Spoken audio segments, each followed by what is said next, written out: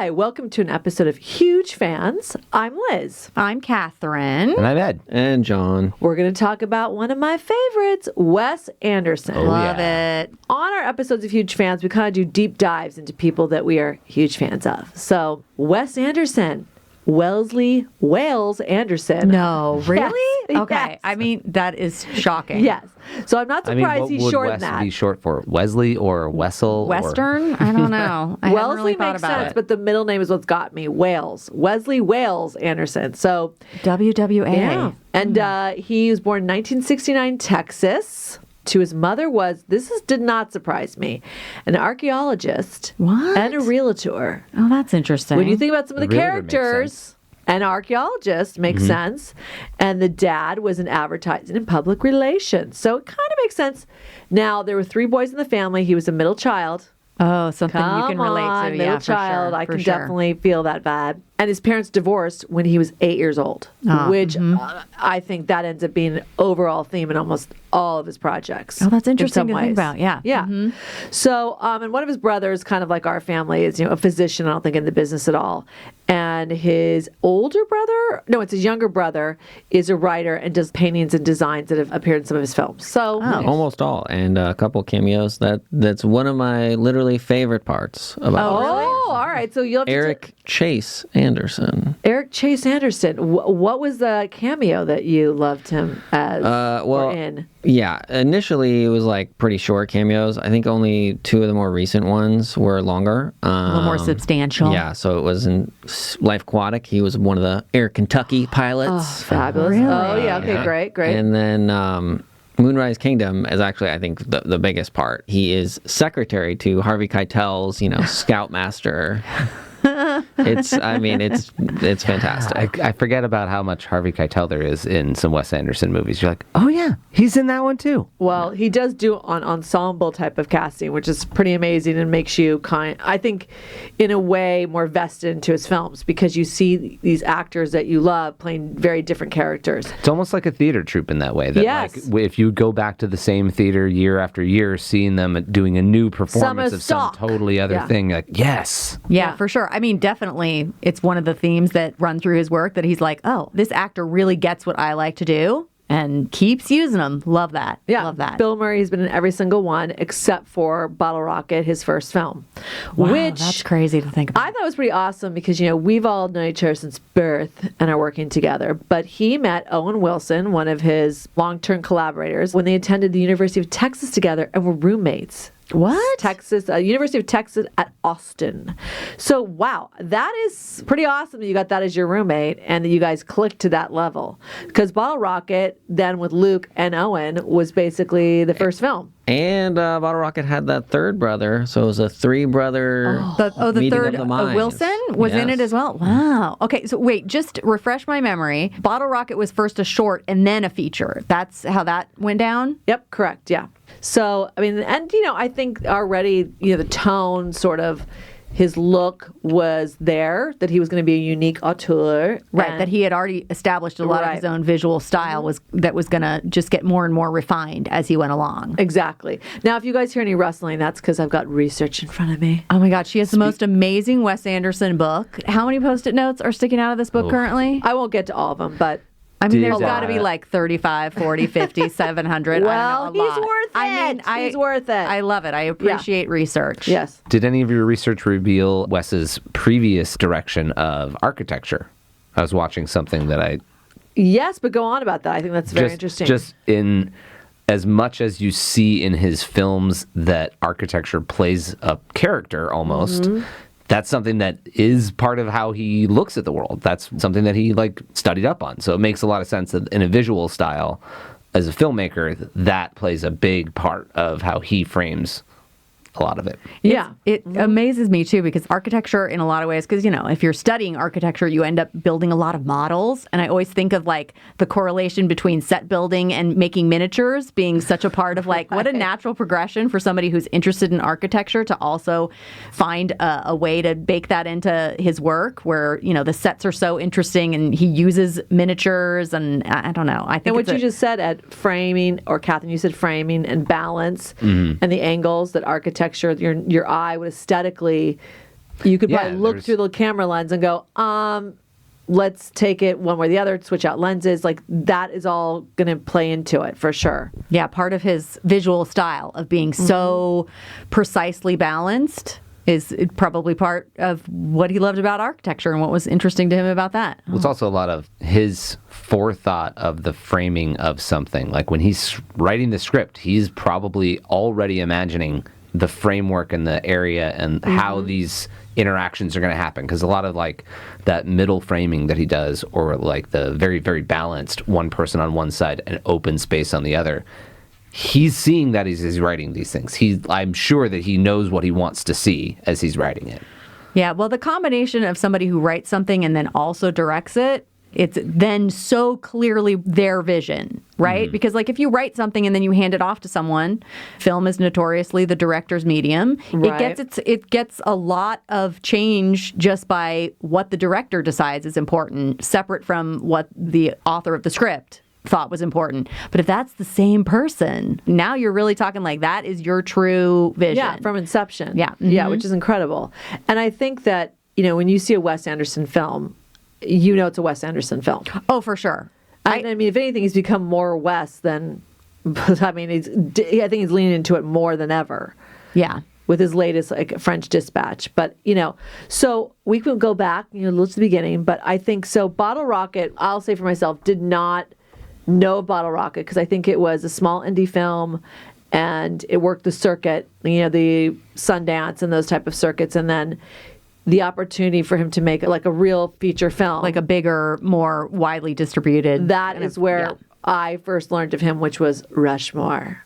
I don't even know if I saw Rushmore when it initially came out. Like I feel In the theater, you mean? Yeah, I feel like this is going to sound ridiculous, but if you look at his IMDb, I had thought, I'm like, didn't he do a commercial for American Express? Yes, he did. They are great. Yes, that's actually when I became fully, completely aware of him. Like, oh that's the guy who made, and I had probably seen Rushmore, and at that point, I believe Royal Tenenbaums also. I think it's only 3 movies before the American Express, like according to IMDb. Well, I mean, in front of me. stylistically, if you look at like the first 4, right? So Bottle Rocket, Rushmore, Royal Tenenbaums, Life Aquatic. He turns the style up like 10 notches for each movie. The next one is like, for sure. Woo, that's a lot more I'm style. really And then by the leaning time you into get to Zissou, it is full Wes Anderson mode. You could compare the visual and the style and the color of that to Rushmore. Rushmore, it's built into the school that there's a lot of that framing, and the way he shoots it is framed that way, but it's not like there were sets built explicitly for that, whereas a lot of these other movies, some of that stuff was found, a lot of that stuff was built because there's no way to shoot the scenes that he shoots, like inside the Or the style. Or the submarine. That is like such an iconic, classic moment where then it pays off where you walk through the whole thing. You're like, Well, he did. yeah, it really is built that way. Oh my gosh. He did his classic like cut in half, like where you can Oh, he zoom loves into that. particular rooms and what people are doing. So yeah, you couldn't really do that in real life. And in fact, Rushmore, the school, which was so incredible, was St. John's School, where he actually went. That was his school. Yeah, His boarding school, right? and that's where Max Fisher, Oh my gosh. class of 2001. Interestingly, because that story, I was doing some research, and he had noted that the play that he did that was kind of outrageous in that movie is akin to kind of what he tried to do in high school. He went to the top level that you could. Oh, I think, but yeah. in I that think that's in that amazing. way, how much access to, how much can you do, how limited are you in a high school production? So that movie's maybe very representative of, he didn't have the style full on when he was a teenager, and he's doing a movie about essentially himself as a teenager. So it makes sense to not go full-blown color, full-blown framing and visuals, because at the time, he didn't have the tools or the access to, like, the way he was actually storytelling at the time. But I think it interesting. laid the groundwork for what are going to be probably forever sort of themes in his movies. So, Max, his mother had passed away. And so there's sort of a sorrow there the whole time. And in fact, his childhood home was like right next to the graveyard where she was buried. I mean, hello. Yeah. And also then sort of the up-and-comer, the outsider, all those elements. I mean, that opening sequence of how many clubs Max belonged to. It's So great. amazing. It was over 20 clubs, French club and track and field. He's founder of the Bombardment Society. Like, what the? But I have to say that I belonged to a lot of clubs in high school. Really, relate. I really related to it and instantly fell in love with Max. And that's where Bill Murray started his collaboration with him. Yeah, okay. So very quickly. Yeah. The idea that Jason Schwartzman and Bill Murray, they just are exuding a Wes Anderson vibe. Like if there's a specific thing actor-wise that Wes Anderson wants, it's those two. Like a little bit deadpan, a little bit like out of Melancholy, and also little like, sorrow in their eyes. a little out of sync with the way Dark normal humor, people yeah. are and talk. It's amazing. And he did something that you had a very unconventional friendship Yeah. Mm-hmm. with Bill Murray's character and Jason Schwartzman's. That was also a scene where age, and then there was also the girl that was like had a crush on him. He ignored her because it was the teacher that he was sort of Pining after. Well, it was interesting because almost like a replacement mother figure, but at the same time, he's a puberty with as a boy. So there's so much going on. But I just think it's all these themes were telling us where he was going to go as a director. And they were going to be in some elements of those were always going to be there. Unrequited love, romance, which could be also not necessarily the traditional female-male romance. Like, Right. it's just unrequited love. So, I mean, Rushmore for me, that was where I was like, who is Wes Anderson? And I love him already. Yeah, it's pretty much a perfect movie. Yeah, I think we've all gotten to the point where we love Wes Anderson's visuals, right? And I think what I was kind of the thing I was getting at was Rushmore isn't necessarily the top level of visuals. Like if you watch No, that not and then really, all yeah. the rest of his Yeah, no, features, he wasn't it doesn't doing it fit as yet. well in the visual style.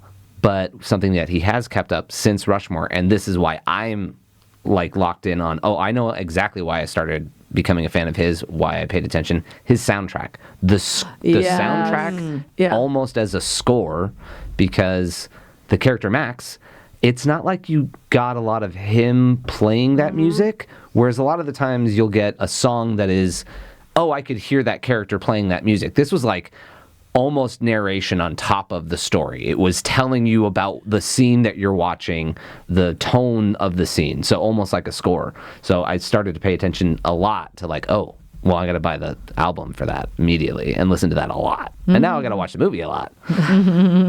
Yeah, the soundtracks are incredible. And a lot of times you're like, how did he get that? How much did they pay?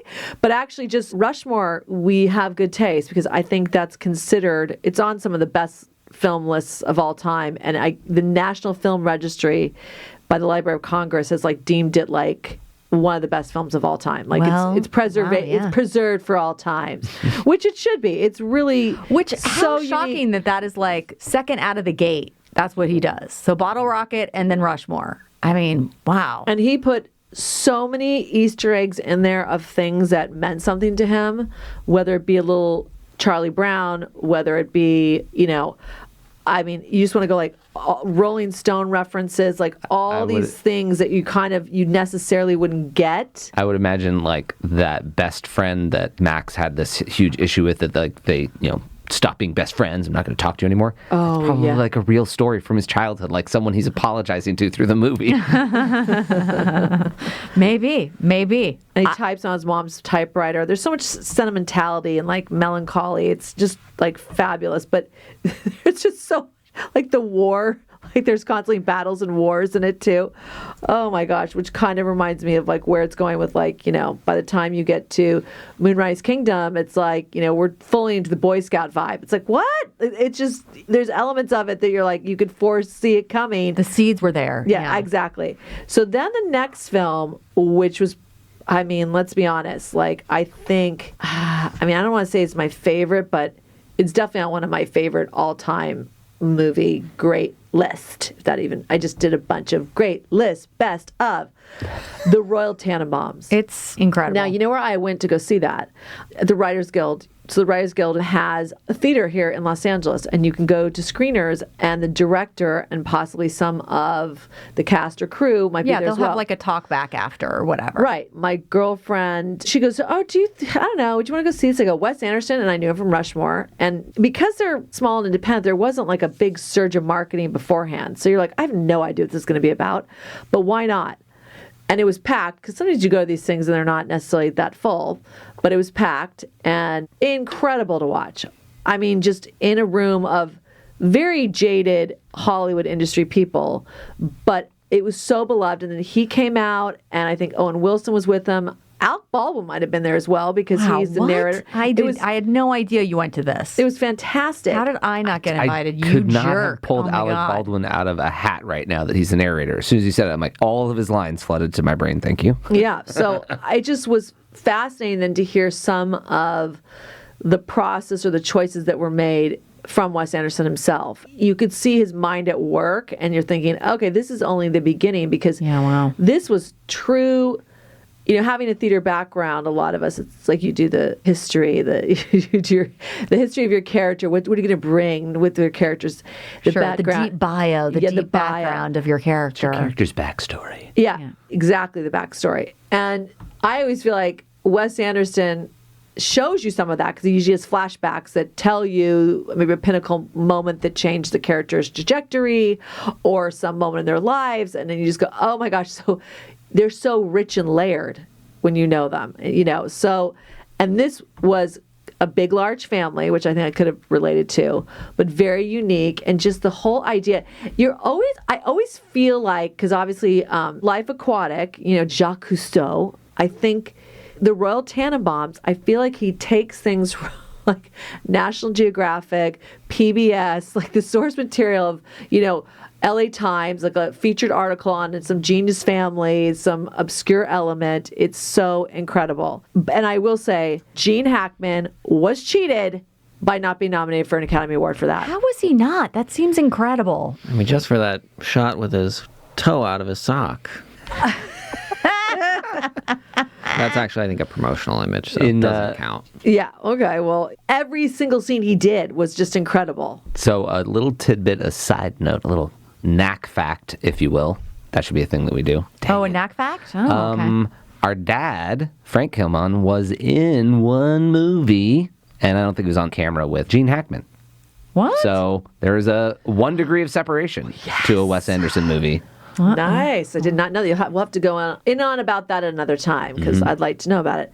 But yeah, and then just the way, the very New York vibe, but at the same time, it was a grittier version of New York, but it definitely had that tone. And also, he does sort of a timeless, where both the fashion and the decor, it doesn't feel completely present. Yeah, I definitely remember thinking, when is this supposed to be set? But I also don't care, because it's its own thing. No, it's incredibly obvious where and when it's set. Oh, it totally isn't. It's set in the 1960s. In the something.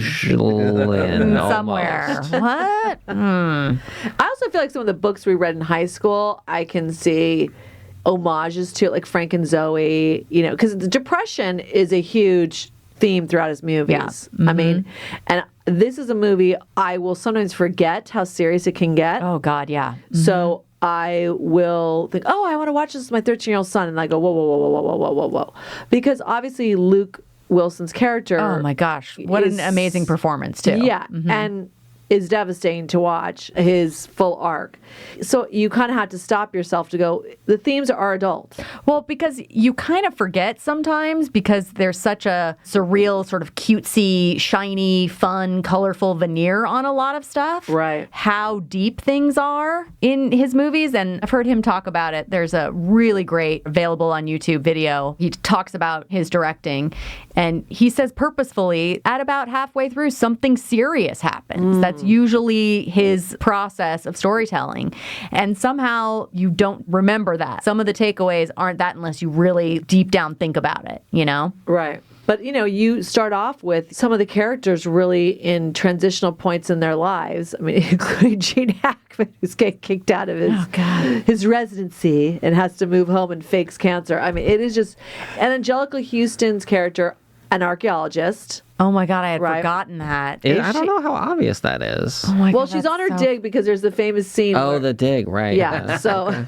Oh my God. What about, also a repeat character usage. Oh, she's amazing. Oh, well, we'll get to it, but there is a particular, I said, whoa, that resonates with me when she does a sort of a mother scene. But Gwyneth Paltrow was amazing. An iconic look that she created with that, the cigarette, the barrette, the hair, the fur jacket. The finger. I mean, the whole collaboration with the costuming and the styling of people is just really so amazing. And like I said, it's sort and of specific. Yeah. And it stands the test of time. I always say, the details, the minutia is a universe within itself. I mean, you could just sit here and talk about, it's just the soundtracks and how they impact the movie. You could just talk about the wardrobe. You could just talk about the set design and what impact that has on the storytelling. Because as an actor, I'm sure walking onto the set of the Royal Tenenbaums, he's created such a world there between the wallpaper, the glasses, and like I said, they end up being timeless because they're kind of classic. Well, they're out of time. Yes. That's part of it. It's a real note that he has about his style that we've talked about already. That's a very theatrical layout and look and build. It'll be almost as if you're moving an entire audience directly in front of the scene that he's shooting, and then that's now the stage. In the same way that it's very theatrical, it might also be incredibly helpful for the actors to show up in basically a full set, a theater environment where there's just the fourth wall that's broken by the camera because the entire room is already decked out and made to look like the environment. Whereas normally you might be on a set that has two parts of it. Or just looks kind of normal. Looks like a normal, regular house or room or wherever. Or a real location. And that, none of these feel real. They feel like Wes Anderson created. Yes. They don't exist anywhere except but here. They do. And you're like, this is, like I said, it's its own universe. One more thing about the theater space and walking into that environment. Unlike an actual theater where things have to be trackable from the back of the actual theater. These are incredibly detailed. You could pick up everything in the entire room and it probably has a story behind it, not like a set or a stage. It's super detailed, like walking into a real environment. Well, when Chaz and Royal step into what is the closet that is full of board games, I mean, that tight, confined space tells a world of stories in a second. You understand the family, and the dad, is looking around, and there's a mouse crawling by, and the warthog head. I mean, what? And this is a tiny confined space. His Abelina. Yeah, there's Abelina. Well, I will say that, because both Royal Tenenbaums and at that point Rushmore, leaning on the R's, Rushmore, Royal Tenenbaums, but kids, to have a director be able to pull those performances out of kids in both of those movies tells you how he's able to work as a director, because you have to explain your vision and what you want performance-wise, and then just allow them to naturally do what they're going to do. And they came off so authentic. It's incredible. I mean, Chaz's two boys in the first of all, the Adidas tracksuits, I can't believe I don't own one. I mean, just as homage, amazing. I'm actually a little disappointed myself. Get on it. Get on it right now. The red Adidas tracksuit. In our in doing research for this, there was a moment about that I was like, I didn't try to put that together. Thank you very much. Now I have that information that Chaz's character is essentially divorced. Is it divorced or no? his He's wife? A widow. She died in the plane crash. His entire character's arc is he's running away from his problems. He's literally dressed in a tracksuit, running away from his problems. So funny. The entire time, I was like, nailed it. Wow, that's nailed genius. He's ready to run. It's survival readiness. That's all. Survival readiness. But I mean, Ethelina, she was incredible as the mother. What kind of name is Ethelina? Also amazing. Chaz. I mean, then you have Bill Murray and that character with Gwyneth Paltrow. Margot. I mean, what? That sequence when they go back and show her past dalliances, would you say, God, yeah. was brilliant. I mean, because you barely had to show anything. And you're like, what the hell is happening here? And it just added to her whole richness of character of like, why is she so laissez-faire? Like, I've just lived this very provocative life. You know? So, I mean, that is one of my favorite. I still say to my husband occasionally when he irritates me, I'm like, when I shiv him, he goes, that's the last time you're going to shiv me. We still will do that line. And if you have not seen Royal Tenenbaums, then I don't understand you as a human being. Get on it. Or we can't relate to each other. But Gene Hackman, like I said, my hugest takeaway is that he was not nominated for an Oscar as one of the crimes of cinematic history, for sure. I mean, I could go on and on. We can't. I mean, we have to like move on. We almost could have just done an episode on the Royal Tenenbaums. Oh, I mean, but then it just makes you want to talk about Wes Anderson. So then, yes. Well, so let's go on to the next movie that he did, which was interesting. It was kind of a departure. Now, it's kind of where, as Ed said, it like upped his game, the Life Aquatic. Well, he played a lot of cards that he has continued to play. Yeah. That is his deck of cards that we all love. Right. He hadn't necessarily played. In researching for this, I went back to Life Aquatic with Steve Zissou. I'm like, is it harder to love this movie because there's not a consistent soundtrack across all of it? And part of the benefit of that is this movie isn't playing up that card. There's live performance music in it that is not soundtracky but more score-ish. And part of what I caught in rewatching this was like, these are things I haven't tracked before. This is an in-between movie. He doesn't do stop-motion animation in Royal Tenenbaums right. or in Rushmore, but he does totally do stop-motion animation in this movie as live action, playing as though it's real. Well, it's a jaguar shark. Right. But also, like, Bill Murray's got the crazy eyes. He legit has, like, spirals in his... I was like, what? And that is exactly the same spiral eyes that the mole has when he gets crazy eyes in Fantastic Mr. Fox. Yeah, So, because I think he starts to use more of his toolbox. yes. So you have the little model sets, the cut in half submarine. You have the dollhouse sets where you just go to one person zooming in on their little life in their room. I mean, there's elements that we have seen, and then there was new ones introduced. Yeah. And I also think it was one of the more clear, especially if you were a certain age, you went, oh, wait a minute. This is Jacques Cousteau, right? I mean, we really saw possibly the inspiration, whereas maybe the other ones you had to do a little more deep diving. I really do wish that Jacques Cousteau had put in the rabbit ears so that they could get some jams in our headsets. Oh, yeah, jams in our do a little headset. dance. Yeah, but I mean, just the way it even opened, it just right out of the gate, you're like, okay, what? But there's Bill Murray, and you're like, I'm all in for sure. And I mean, Jacques Cousteau, if for those of you who might not know him, probably 60s, 70s, and 80s, and then I'm sure you can still find them online.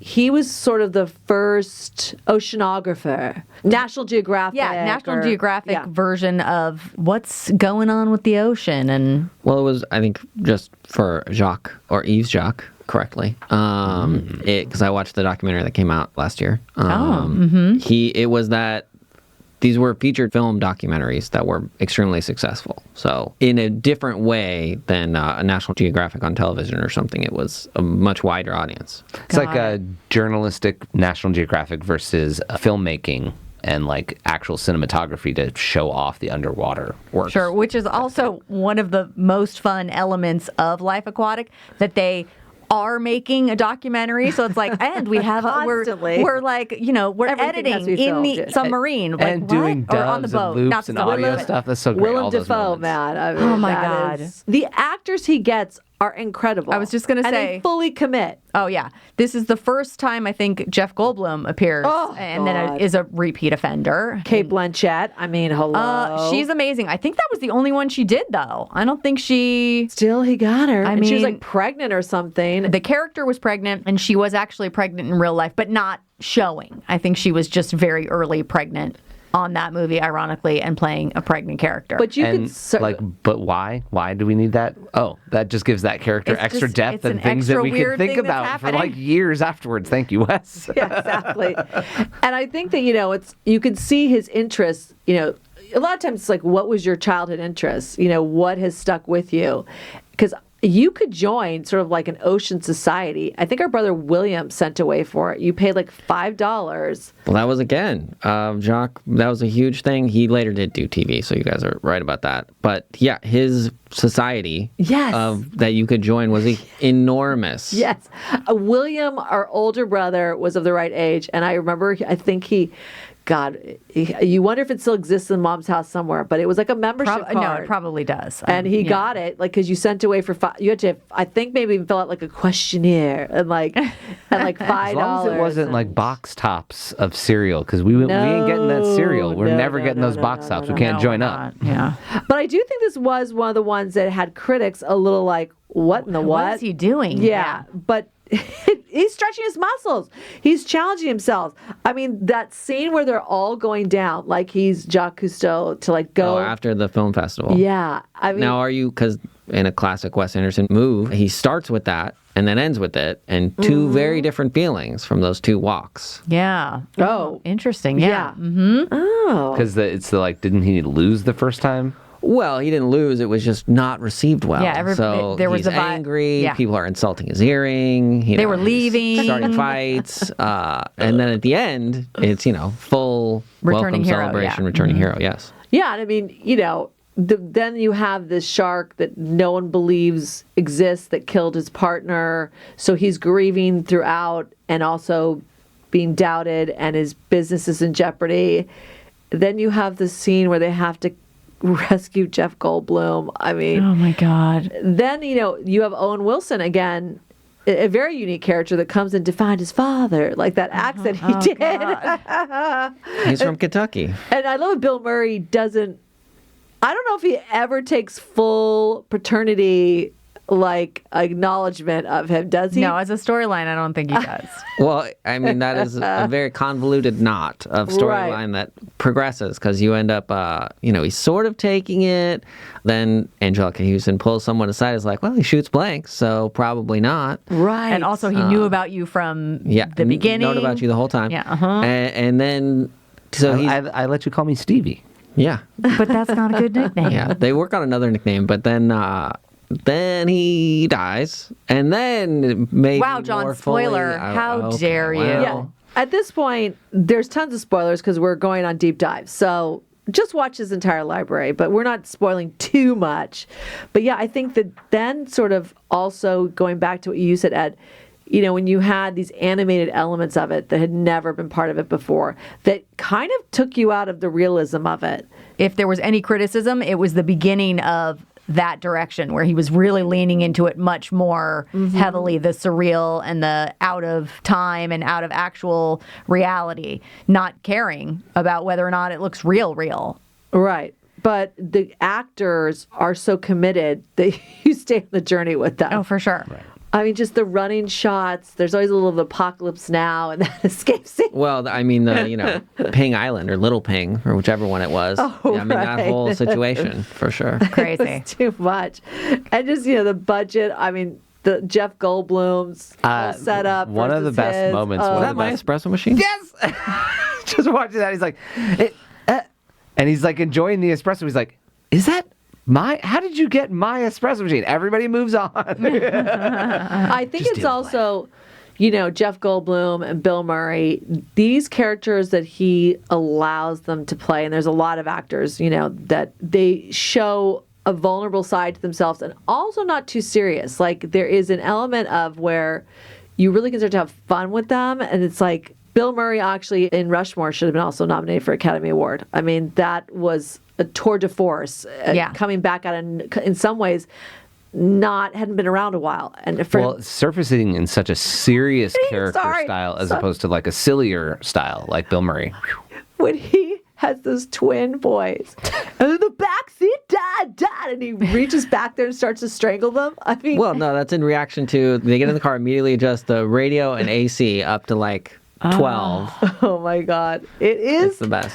I mean, and it came from such a pure place. The way those two boys reacted, like I said, I mean, God love you, Wes Anderson. Not only kids, but like prepubescent, full on in the middle of puberty, voice cracking. Like he deals going with kids. for it. They reacted like they had no idea Bill Murray was going to do. They were like, "Oh my God!" Like it was really like the dad was beating the shit out of him. Okay, so in this scene, I want you to just go into the car, act like your normal teenagery selves, that you're very high up in the Hollywood Don't lifestyle. worry, that's you a make Rolls lots of Royce. money. Don't even worry. Just treat your driver as though you normally would. Don't think it's Bill Murray at all. Don't worry about it. Dying at that scene every time. It's so good. There's so many scenes.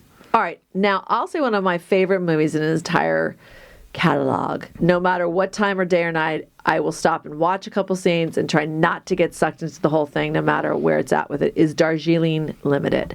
Now, I don't know. I mean, it seems obvious, but the parallel of three brothers and him and his own three brothers. This is a journey of the Olsen brothers basically forcing them to go on this to find their mother because their father has died. And it is so beautifully shot in India on that train, traveling throughout. And I mean, that is where you realize his attention to detail and environment is just incredible, and how challenging that must have been, because it goes from like they're in India to the close encounters of the little train cabins, which probably were on a soundstage, yet they carried across, and the three brothers. I'm jumping ahead. I'm sorry. It's okay. There was a behind-the-scenes moment of like, yeah, the way he writes stuff and an entire movie filmed on a train traveling through India. No, that's not how it actually got shot. It's a whole bunch of sets and weird things. So there's this one moment in Grand Budapest where they're showing Ralph Fiennes in the train, going past the landscape and then stopping perfectly with the tree framed and the soldiers in the background. It is literally just a cart with a window on it, and they're shooting. There's no train at all. They're just on a track rolling up to it. Because you can't get a whole train on that track to stop. Well, I did. So, yeah. He has a great piece of an interview where he actually says, I write these movies, and if you gave them to a regular budgeting department, they'd be like, you can't make this movie. There's Michael not Bay wouldn't be able to pull it off. There's no, you're not going to. So he's like, but we have figured out our way to make these movies. And that's one of his geniuses that he's like, tricks. no, I can write about a giant hotel or a trip on a train or explosions. Just the logistics of going, I'm going to film, we're going to be an American crew for the most part in India, or cast, and pull that off. And Adrian Brody, I think it might have been his first film with him. And you have Jason Schwartzman and Owen Wilson are the brothers. And Owen Wilson, do I have to point out, how are they brothers? They don't look like brothers at all. But anyway, I don't look like our sister Rosemary. Okay. It's fine. All right, fine. I actually suspension of Angelica disbelief. Houston Go could ahead, they're absolutely brothers. have been all of their mothers. I don't know who their fathers Yes. Oh yeah, that's a good point. Exactly. Maybe they don't have the same fathers. That was not really touched on. Okay, go on. Well, they have the same mother, so let's just let's go with that. And they definitely all are. It's interesting because you're gonna put three characters that, for the most part, probably have been very disjointed in their dynamic of their relationship, and they're all in transition. Adrian Brody's character has just found out he's gonna be a father. Jason Schwartzman's girlfriend, him, just broke up, and Owen Wilson, he doesn't want to admit they broke up, and Owen Wilson, he just had a horrible accident, and you're not understanding if that was an accident or on purpose. Like, there's layers to it that at first you're sort of like, wow. And he's walking with a cane. The choice to be in suits, first of all, just that in itself, and beautiful suits. Well, it's the surreal slightly aspect, but yeah. And I will say the fourth character was that fucking luggage. Oh my God. It's fantastic luggage. Well, that's one of the sad things when they leave it behind. No, they have got to get that back. Well, here's the deal. I mean, they have many people following them. There's the lawyer. Yes. There's the girlfriend. That assistant. They're gonna send on the luggage. I'm like, they've got to get that luggage back. But every detail was just so, within, I think, what you two were just talking about budget-wise, I have a feeling every detail was thought over, but then factoring what you two just said, then melded with the environment and made it work. And I mean, the train was beautiful, and just The light, oh my God, was gorgeous. Also, one of the things I started to take notice of was the framing of the three characters standing shot. There is a sequence where the brothers all crammed together in a bathroom to basically shave and clean up. There's no lines. It's shaving, brushing teeth, and Owen Wilson during the process of that is removing his bandages to sort of see how do I look. And Adrian Brody's face and Jason Schwartzman's are just like heartbreaking because they're looking at their brother like, God, what have you been through? And you are not okay. And what is this journey we are on together? And what does this mean? Again, the quirkiness but then the sadness is just so like right in there. Yeah, I mean, he purposely puts them as a 3-shot often in this film and framing them in different dynamics. And, that reinforces the brother storyline. And like I said, he comes from 3 boys. So I feel like there's a direct parallel. You're reading into it, but it seems logical. And I just love Jason Schwartzman's freaking mustache. His hair was gorgeous. Their pajamas, like I said, the wardrobe, all of it. It's not fair that you have the book in front of you. I know, I want the book in front of me. Big cheater. I will say I feel it's a mystery because I don't think I'm ever going to get a straight answer. How much is Jason Schwartzman not wearing shoes? Because I know. they try to say that he isn't, but I believe that he is mostly. Maybe he's wearing like Hobbit shoes where they're feet shoes that look like feet. He didn't wear like dress shoes. I mean, that sequence when Owen Wilson's character is going to have his shoe polished and the kid just runs off with one of the shoes. What are you going to do with that? You're like, oh my gosh. Sense? I'm sure those shoes, like everything was alluded to. Like, listen, the other parallels were this. When he's wearing a belt that was like his father's, he's like, take it off right now. Take it off right now. Father didn't get, you have no right to have that.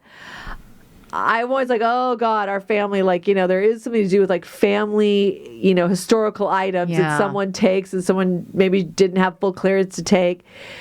So all those elements of ownership cracked me up. Just a little rang true. That's very insightful about siblings, that there is that element of like you can love. He gave that to you? When did he give that to you? Okay. Why did he give that to you? He should have given that to me. I'm the firstborn. Was that a Wes Anderson borrowed that from the Wilson brothers, and one of them has a belt that is not giving it up to the others? Because that's 3 brothers too, right? Yes. Oh. That's boom, Catherine, the 3 brothers all across the board. Okay, the scene. Go ahead. I was just going to say, you do realize, because this is the beginning of the second Coppola collaboration. Yeah, Roman. Yep. Same last name as me. Let's work together. Oh, nice. What, as a screenwriter? Is that and the producer first one? on this one, yeah. And producer, then okay. Many times thereafter. And then you had his cousin, John. The original Coppola, Jason Schwartzman. Yeah, John has the data. John loves the data. I love it. Well, this is the scene that can make me laugh, but sadly is somewhat relatable. When they finally find their mother. Oh, it's so great. Their fathers died and they want her now. They were separated and or divorced. So she has moved on in a very dramatic way. She's basically almost a nun living in a very remote Indian, I don't want to say convent, but church, and helping orphan children and the village. And she's basically unreachable, which is the whole reason for the trek. The whole point, right. Yeah. Mm-hmm. And she's got 3 kids and they're all sort of in different stages of crisis and they need their mother, even though they're adults. And they're grieving their father. And I don't want to say she couldn't give a shit, but yeah, she cares about bigger other things. There's a tiger. Oh, God. Tiger on the list. I beg to differ. She 100% gives a shit the next day at breakfast. She's like, "What? You're having this, and you'll have this, and you're having that. I care. I know you." She left it, but then she also left. So there was something that rang a little true for our own mother. Oh, mm-hmm. Yeah. It's like, now when our father passed away, there was a running joke, but also there was actual fear behind it that Mom might become a nun. So, and in a way, be disjointed and disconnected. And as the older siblings, at that point, our mom only had so much energy to give. So it was very much to the younger siblings. As an older sibling, it's sort of like Mom was not like that maternal, like if I needed help, like Mom was not who I naturally thought of. And sometimes if I would go to her, it would almost be considered like a callous response like that mother had, but not necessarily, but just sort of like, I'm not going to do that. Well, Like, what? You're my mother. That, and also just a little bit of the parallel to our family. Like, a mom who 100% has other shit she is interested in. Oh, yeah. Besides you. Oh, yes, yes. There's things You are not her whole life. No. And you might be a distraction from this other trajectory of what she's working on. She got a lot of her own stuff going on. Although it's interesting because I don't feel like either of you two, my sisters, as mothers, don't have a whole lot of shit going on, but you put on the mom hat very well, and like the kid absolutely gets their full-on mom when you're wearing the mom hat. But you have full-on other stuff that you're loved, distracted by, etc. Correct. And I will say this as a defense for our mother, there were 8 of us. Yeah. So many. I mean, you cannot spread yourself that thin. Even having one child, kids are taxing. I cannot even imagine. But I just 8. love the idea of this Angelica Houston character being like, yes, I had these children, but I have these other things that I want to do and are important to me. And I got to go off to wherever and take care of it and do those things. Listen, in the Wes Anderson movie universe, Angelica Houston is married to all those people. She's got all these lives going on. She can't be like spending time with each one. She's got to go to an island. There's not usually, because she does quite often play the maternal role, and we'll get into another one coming up in another film. It's like there's not the warm, fuzzy maternal.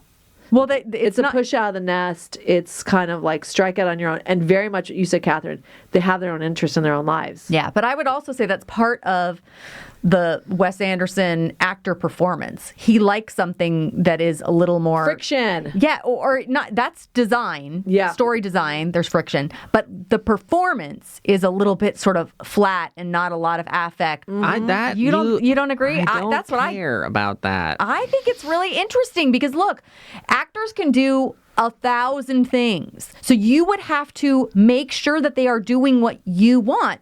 It's a very specific thing that he gets out of them. I think it's really interesting. It's across all of his work, from actor to actor, similar style performances. There's also like a thing that you see in Coen Brothers. Different directors have different things that they want to see, and he's very good at getting that type of performance and also relying on actors who do that very well.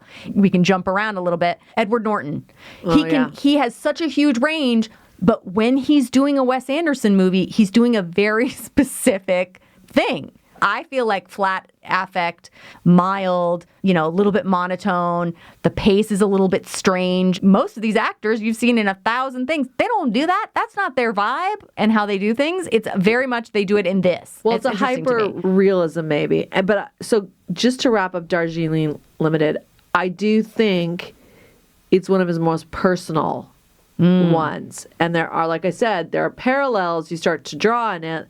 Like, the parents are divorced, the mother, an archaeologist, and a realtor in real life. You kind of wonder, okay, how many other interests did she have? And like the independence that they might have had as the 3 boys and the 3 brothers. Do you feel like it's a more personal movie because the characters are allowed to fully be emotional, whereas like it's really hard to pull a full emotional character out of the previous ones, whereas, like, in other words, you were saying Owen Wilson dies in Life Aquatic with Zissou, and he isn't totally attached, and then it doesn't really, like, destroy him as a character that he lost his son or whatever, whereas I feel the weight and the heaviness of all 3 of those brothers when they lose the kids that are, screwing around in the river. Like that moment. Gosh. There's 2 characters that died in 2 different movies, and the cast in one is just moving forward. They don't have a reaction in Zissou because he's already grieving his best friend. Whereas when the brothers meet and in that single sequence have that whole experience where with 3 other little brothers, they with try, 3 boys, yeah. And then you experience the grief through all of it afterwards. I wonder if that's why it feels like that movie has more emotional openness, because the characters are doing something huge and they all are open to those emotions. I think across the board, yes, you have more of that because actually, Max in Rushmore did have some depth and emotion and a little heartbreak when, things are happening in his life. But this is adult, real stakes, real emotions. And that sequence that you're talking about where They jump in and try to save those 3 boys from drowning, and one of them doesn't make it. It's Adrian Brody's. Mine didn't make it. Mine didn't make it. It's so heartbreaking. And the actor that portrayed the father, Irfan Khan. he unfortunately just passed away within this last year or so, right? Recently. Maybe that was 2020. Yeah, it was not recently. The grief, because you thought, oh my gosh, they're going to walk up and he's carrying his dead son. I mean, is this guy going to kill him? And it was done in a way that so well balanced, yet so heartbreaking. And then you saw the traditions of how the Indian culture deals with death and grief. Beautiful. The whole movie is these 3 brothers lost their father. They're on a trek to find their mother. You basically don't get any of the backstory of who their father was or why they're the characters that they are. Besides his Porsche. Right. Yeah. But then you get this one moment where all the characters completely open up their whole book and show you who they are and that they're really in pain with each other. And it's not about that kid that dies. Right. It's their relationship with each other that's like, wow, that's so fucking real in that moment. Yeah, no, I think it was, that's why I said this was one of the most real, and that's why you can have the reaction you have, Ed, because he really, the surrealism they can have, the hyper-realism. Sure.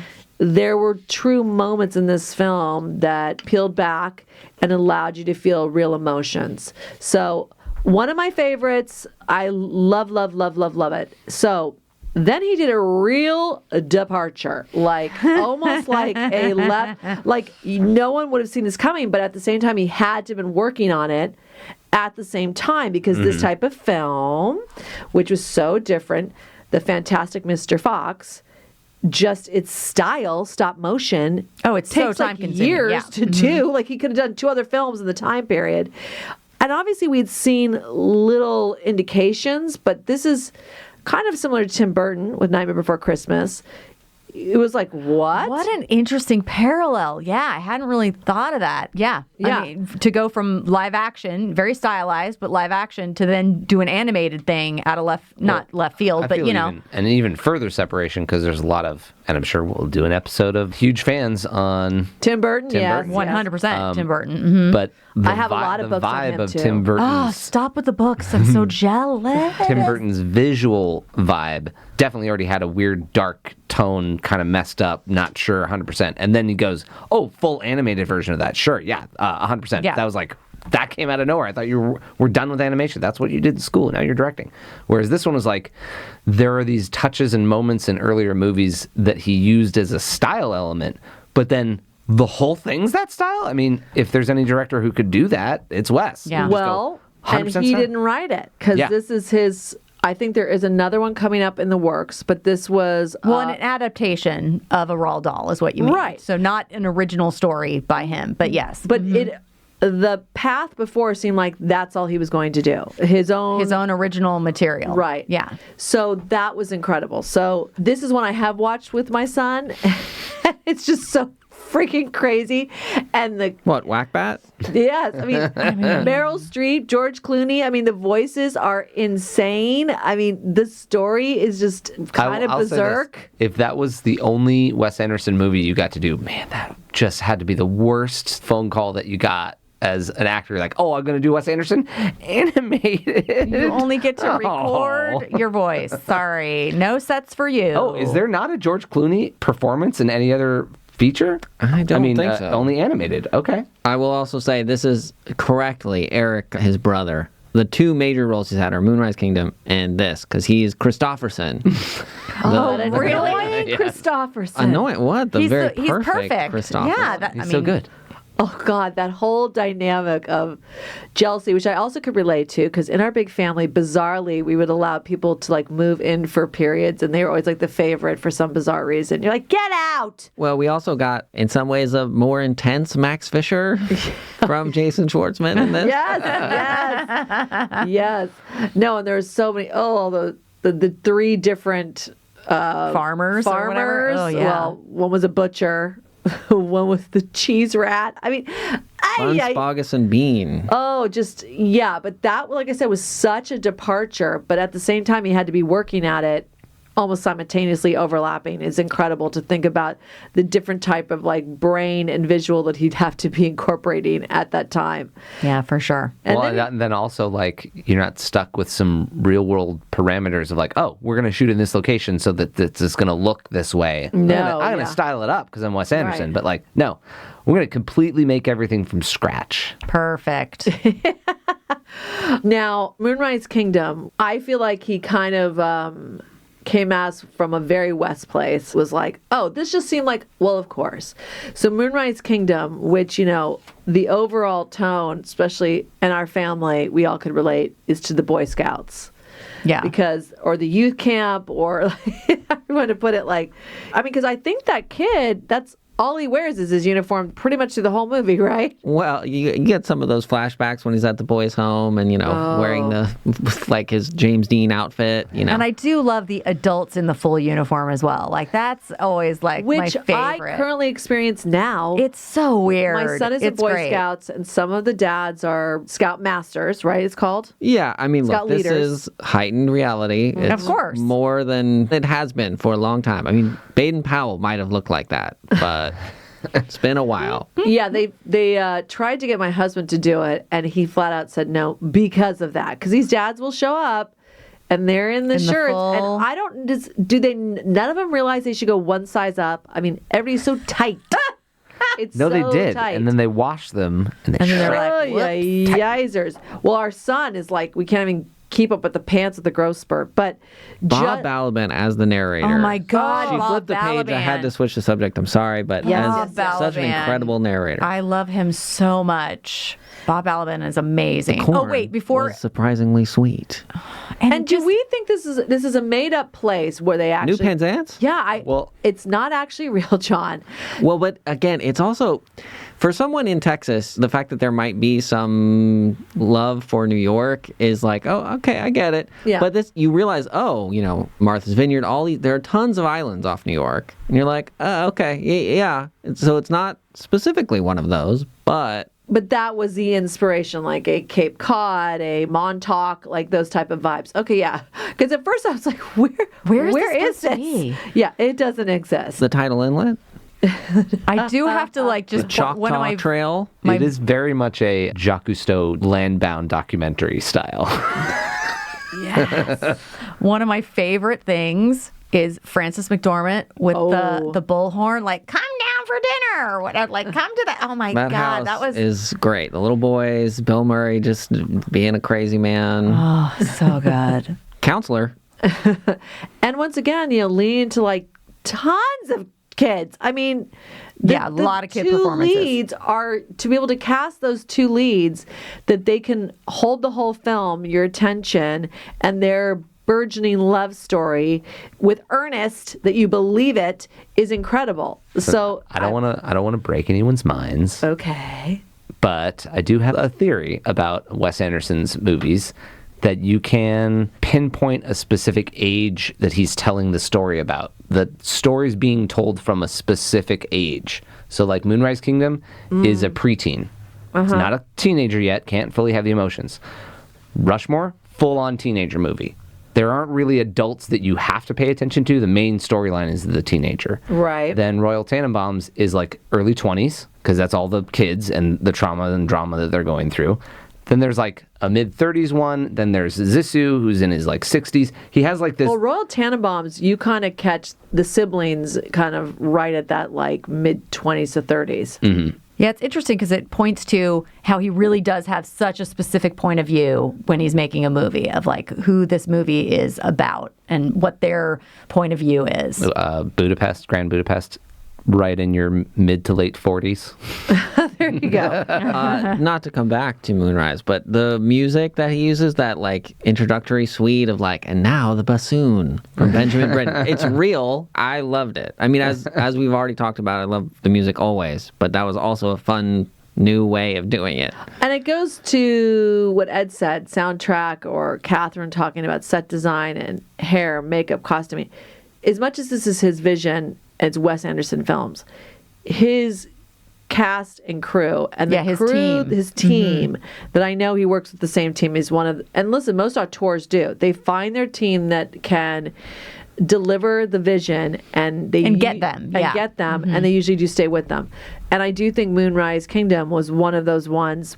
I mean, first of all, you had actors in there that we maybe Frances McDormand, I don't think had been in one before. Edward Norton, Frances McDormand, and Tilda Swinton, this was their first. And Harvey Keitel as well. Ooh, John, regarding the music, I definitely hadn't thought of the way the music's played out and the intro scenes and all that kind of stuff.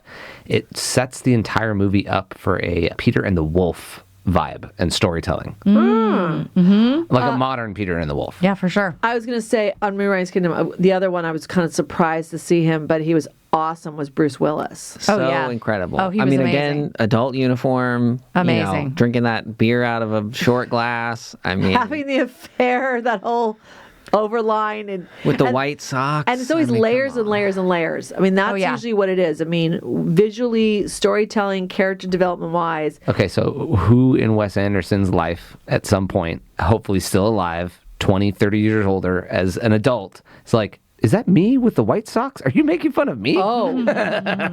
Yeah, and but he also does just incredible research that you could go back to. And there is, whether Alfred Hitchcock, there's homages to other filmmakers, so that's always in there too. I mean, he really, this is his life. This is what he just 24/7 probably research or being impacted and influenced by.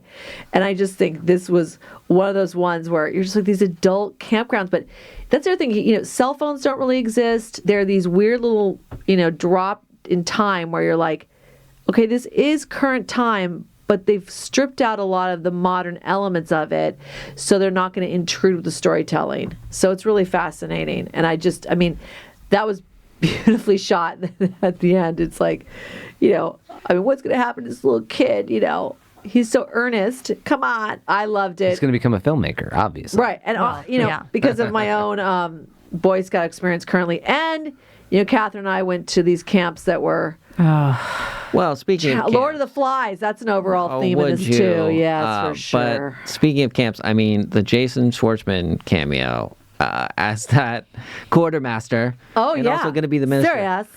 The quarters are mine. Oh, God. That's Everything he my does feed. is so serious. So it's amazing. Fantastic. Now, that brings us to Grand Budapest, which was like a confectionery dream in the sense of visuals, and it made you want to I want to go there. I want to go there. It's not real. I know. Unfortunately. And actually, I think Although I think there are places that are purposefully styling themselves after Wes Anderson movies, including there might be a hotel somewhere that's in the style of. I had not thought this till right now. You just said this. I actually was visiting for a company that I was consulting with, a school in Detroit. Oh yeah, I remember you talking about this. It was Detroit Prep Academy. Boy, I think she did prep and academy. I'm not sure. But I walked in and I had such a reaction. And I looked at her and I said, Wes Anderson? She goes, you get it? Yeah, she used the color palette. She used the color palette of the Royal Tenenbaums home. And she did portraits throughout very similar to what was in the family mansion, Upper West Side, correct? Well, that's what I'm... Because it isn't officially. It's not real New York, but it feels like it's supposed to be like that, or Brooklyn or something. So, Or brownstone. But it's keeping it vague. To walk into a school, that's your influence. That's the impact you've had. Where in Academy in Detroit, this incredible woman that starts these schools, nonprofit, this is one of how she's going to decor and decorate and redo these buildings, inspired by Wes Anderson. Yeah, That's crazy. I loved her idea that it would make it a more interesting environment and more, it's wow. But I walked in and went, why do I feel like I know this is familiar to me? Yeah. Yes, exactly. So Grand Budapest, I think that was very surreal, very, nothing felt. But war again. Exactly. Well, dark themes, really, for sure. Because you go back to Rushmore and his play, his opus, he's going to graduate. He's not going to be allowed to do a fifth year there. Shocking. Brian Cox is like, we don't do that here. But he's like, I'll just do a fifth year. But the production you're value done. is so Please high. leave. Yeah. Please so he basically go. does Apocalypse Now, but then just the battles throughout. Yes, war, guns and boys, those kind of universal themes are throughout, really. So yeah, that's true. That's an overriding. The war is happening, and Ray Fiennes. I mean, Well, it wasn't, God. but then it was. Then the war was on. Yeah. It was a real problem. Even with Edward Norton being very, sophisticated and helpful. Oh my gosh. I feel like there's a couple you could always recommend to people, because if someone does not like Wes Anderson films, I'm like, I don't know if we can like each other. I don't know if I can relate to you. Well, it's also a really good litmus test of like, this is some real Wes Anderson level. It's 100% doing Wes Anderson. So jump in at that and see what you think. If you can handle this level of quirky, Yeah. then come back. I've And got more. stylized, and then we'll know. He got nominated for Oscars for that one. I mean, that was very well received from the critical standpoint. Because, his films are not always box office successes. John, do you have Yes. the data available? Like, what is his award track record? It's not incredible. I he has can not tell been you. That's what I'm- super appreciated. Go ahead. Yeah, well, I that's think Royal Tenenbaums nominated for an Academy Award, did not win. Golden Globes, I think they had one win in Royal Tenenbaums. So Academy Awards for all of his films, there's only been 15 nominations and 4 wins. And I think the Grand Budapest is the only one that's ever won. They've won 4 Academy Awards. Original score, production design, makeup and hairstyling, and costume design. Wow. I mean, all of those well-deserved, but it is shocking to hear that there haven't And been Grand more. Budapest has been the most nominated. Yeah, I mean, it was also nominated for Best Picture and Best Director, but which is awesome. Oh, Isles of Dogs. Hello. Isle of Dogs and French Dispatch. And then there's 2 that have been announced or possibly in production or pre-production. Isles of Dogs, I loved. But I do know there are people that found it, because it's like, once again, it's not live action. It's Animation, stop motion animation, yeah. And it's a really unique story. It's like, It is very interesting to me to think like this is the next story that you wanted to tell. And still, a lot of his visual style tricks are in there. Tricks, not exactly the right word, Yeah. but you know what I'm saying? Like there's a lot of his things that are in there, and yet in this full-blown animation. his techniques, we could say. Yeah, sure. It was a very unique story that was what he Well, interestingly, spent a long time on, because animation takes a long time. I don't know that he would have necessarily, do a live action version of Isle of Dogs, but doing a live action version of something set so out of his normal parameters, meaning not in a fake United States city, like a faux New York or something like that. It's very Japanese. That almost feels like a smarter choice to do it all stop motion animation instead of trying to lean into and build an entire environment in a totally foreign. Well, it also would be Also, very hard to get the dogs to cats do and that. Well, I just meant stylistically, like, I don't Yeah. see any of his movies really set in a country where he's leaning into the way that country looks. Like the Indian one, you're mostly on the train. Darjeeling Limited. You get a lot of his style and framing and stuff that's stuck in the scenes that he's doing, not the country that he's in. Whereas Isle of Dogs, I definitely don't feel like that's translatable to a different country. That's in Japan. It was much more achievable Yeah. by animation, and the voice actors were all incredible. Bryan Cranston, Ed Norton, F. Murray Abraham. Once again, Jeff Goldblum was freaking awesome. Like, Did you hear the rumor? Did you hear the rumor? Did you hear the rumor about? Oh, Did you hear the rumor? what was that rumor? so good. Yes, I think, and Frances McDormand does basically as the Translation. from the news reports. Yeah. Which also, what an interesting decision. Device, Constructing yeah. it that way. That's like, no, okay, well, the dogs, we've translated that into English.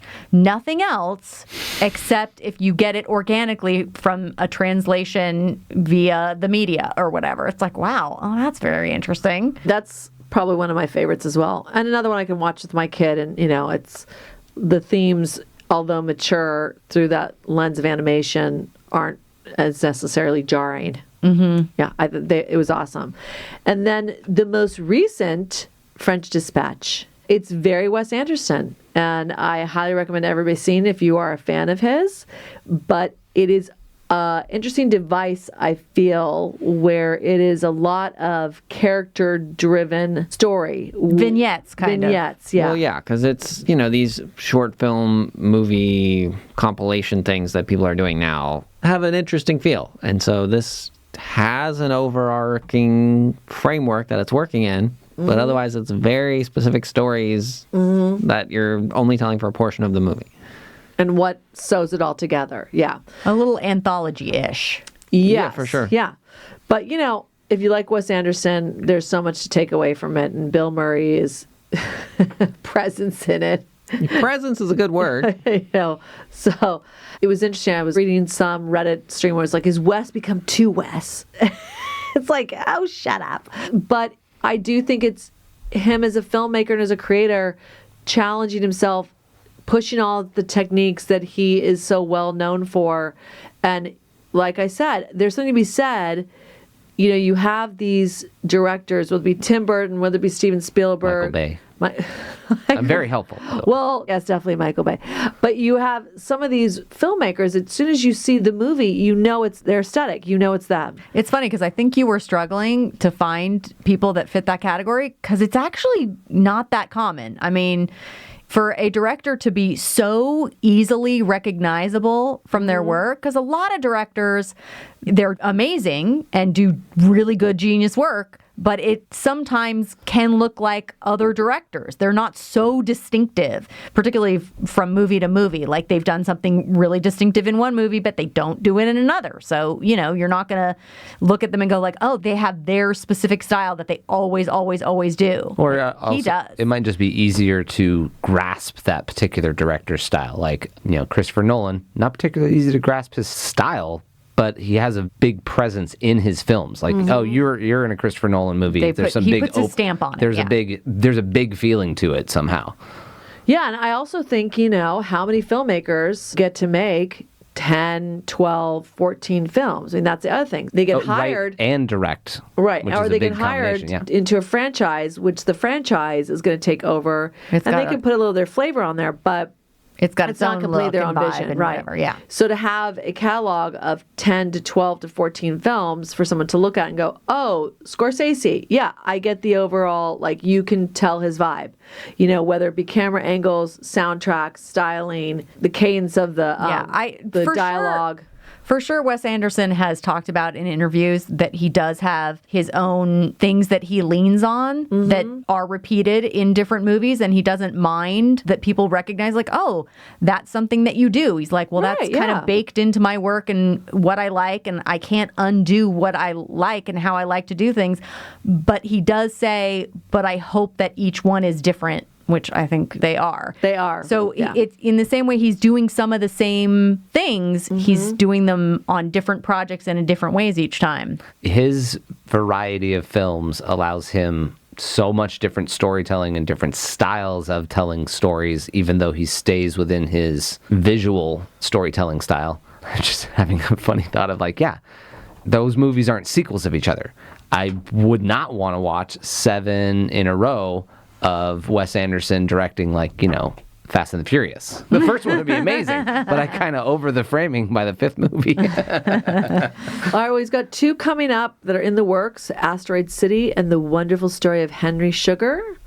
I mean, I don't know what they're about. Asteroid City, but the Henry Sugar one possibly the next Roald Dahl? It is. Yes, it is. Yes. All right, so I just, to wrap up Wes Anderson, you could do a deep dive on each one of these films, quite honestly, because the nuance in each one and the details, it's like a universe in each film, like that you could just go on and on about certain elements of them. And I also think that nostalgia, if you're a certain age, you can watch these films and they will trigger something in you because it will bring something nostalgic back to you, whether it be your childhood Boy Scouts, whether it be looking at Jacques Cousteau and be like, oh my gosh, I remember watching that special like on National Geographic, and A More Innocent Time, even though these are very adult subjects being delved into in his filmmaking, I still feel like there's an innocence that you can watch and you just want to go on the journey with him because the world that he creates is so engulfing. Yeah. Well, I'm really looking forward to what he does next. Oh, yeah. Wes Anderson, we are huge fans. Huge fans. Huge fans. All right, wait, real quickly. Let's go around quickly. What's your favorite Wes Anderson? Oh. You're looking at me, and that's impossible. I can't. All right, top 10? Done. Got it. This episode. There are 10 so far. All right, Ed, do you have a top one? I will allow Rushmore to play out anytime I catch it. Soundtrack hits me right. The 25-year-old playing a teenager who's in love. Great energy there. Love that. Totally don't buy you as a teenager in that movie. Good. Then his actual real love interest in the movie. All of those storylines pay off dividends, if I Oh, go back God, to that how movie. he battled Luke Wilson. He's like, and well, really, Bill Murray. That adversarial relationship was incredible at a certain point. Oh, are they? Yes. I would have to say it's tough to pick between Rushmore and the Royal Tenenbaums. And I think I will go with the Royal Tenenbaums because I know for sure that I could not turn the channel if it was on. And it's such an emotional and beautiful and difficult and fun and horrible. It's so many things. It's amazing. Like I said, lots of layers with Wes Anderson always. Yeah. For me, it's Royal Tenenbaums, I guess. But also, Rushmore is Liz? a close second. I think Darjeeling Limited. I mean, obviously Rushmore and Royal Tenenbaums, but if I eke it out, it's like it's Darjeeling Limited for me. Yeah. All right. Yeah. All right, John will. You're going to list 10 right now? Go. No. Okay. All Okay. right. So, Wes Anderson, we are huge fans. Thanks for listening. Be sure to subscribe, like, comment, follow us on all of our social medias. Thanks for listening to Huge Fans.